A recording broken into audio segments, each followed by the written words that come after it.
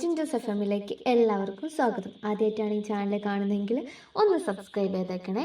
പവിത്രത്തിൻ്റെ ഇന്നത്തെ എപ്പിസോഡ് തുടങ്ങുന്നത് തന്നെ പോവാനിറങ്ങുന്ന അതിഥികളോട് നന്ദിനി പറയാണ്, ഇനി നിങ്ങൾ ഒരു വട്ടം കൂടി ഇവിടേക്ക് വരേണ്ടി വരും എന്നും ഒന്നുകൂടെ ഈ കല്യാണം കാണേണ്ടി വരും എന്നും. ഇത് കേട്ട വിക്രമിൻ്റെ അച്ഛമ്മ പറയുന്നുണ്ട്, നിങ്ങളെ ഞങ്ങൾ ക്ഷണിക്കും, നിങ്ങൾ ഇനിയും വരേണ്ടി വരും നന്ദിനി പറഞ്ഞതുപോലെ. പക്ഷേ കല്യാണത്തിനല്ല, ഇവരുടെ കുഞ്ഞിൻ്റെ നൂലുകെട്ട് കാണാനായിരിക്കും എന്ന്. പിന്നീട് കാണിക്കുന്നത് പുറത്തേക്ക് ഇറങ്ങാൻ നിൽക്കുന്ന വിക്രമിനെ ഭക്ഷണം കഴിക്കാൻ വിളിക്കുന്ന അച്ചമ്മയാണ്.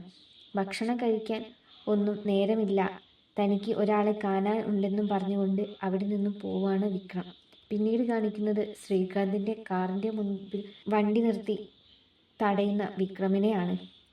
കാറിൻ്റെ ഗ്ലാസ് അടിച്ചു പൊട്ടിക്കാൻ നോക്കുന്ന വിക്രമിനോട് ശ്രീകാന്ത് വേണ്ട എന്ന് പറയുകയും നീ എന്നെ തെറ്റിദ്ധരിച്ചിരിക്കുകയാണെന്നും പറയാണ്. ഇത് കേട്ട വിക്രം പറയുന്നുണ്ട്, എനിക്ക് നിന്റെ ജീവനാണ് വേണ്ടത് എന്നും നീയും നിന്റെ അമ്മായി അച്ഛനും ചെയ്തത് ഞാൻ അറിഞ്ഞില്ല എന്നാണോ കരുതി വെച്ചത് എന്നും ചോദിക്കുന്നുണ്ട്. ഇനി ഇങ്ങനെ എന്തെങ്കിലും നിന്റെ ഭാഗത്തു നിന്നും ഉണ്ടായാൽ ഇങ്ങനെ വെറുതെ വിടില്ല എന്നും ഭീഷണിപ്പെടുത്തുകയാണ് വിക്രം ശ്രീകാന്തിനെ. പിന്നീട് കാണിക്കുന്നത് സുധാകരനെ കണ്ട് എന്തെങ്കിലും പറയാനുണ്ടോ എന്ന് ചോദിക്കുന്ന അച്ചമ്മയെയാണ്. ഇത് കേട്ട സുധാകരൻ നടന്ന കല്യാണത്തിന് എതിരായി സംസാരിക്കുകയാണ്.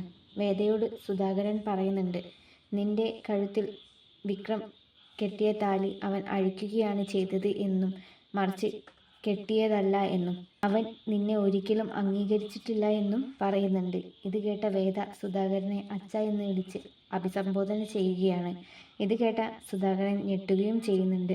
പിന്നീട് വേദ പറയാണ്, താൻ അച്ഛൻ്റെ മകൻ്റെ ഭാര്യ ആയതിനു ശേഷം മാത്രമേ മാഷിനെ അച്ഛ എന്ന് വിളിക്കൂ എന്ന് അമ്മയോട് പറഞ്ഞിരുന്നു എന്നും തൻ്റെ ദൗത്യമാണ് വിക്രമിനെ സ്നേഹിക്കുക എന്നതും എല്ലാം തികഞ്ഞ ഒരാളെ സ്നേഹിക്കണമെന്നൊന്നും ഇല്ല എന്നും പറയുന്നുണ്ട്. ഇത് കേട്ടുകൊണ്ട് സുധാകരൻ അവിടെ നിന്നും പോവാണ്.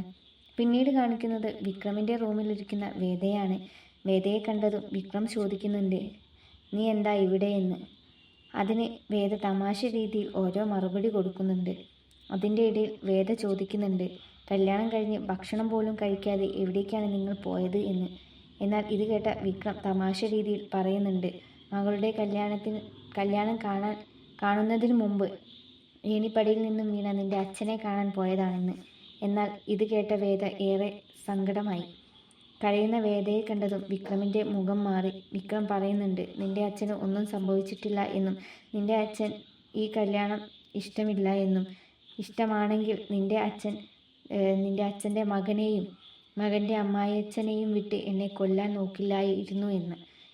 ഇങ്ങനെ പറഞ്ഞുകൊണ്ട് ഇന്നത്തെ എപ്പിസോഡ് അവസാനിക്കുകയാണ്. അടുത്ത എപ്പിസോഡുമായിട്ട് വരുന്നവരെ ടാറ്റാ, ബൈ ബൈ.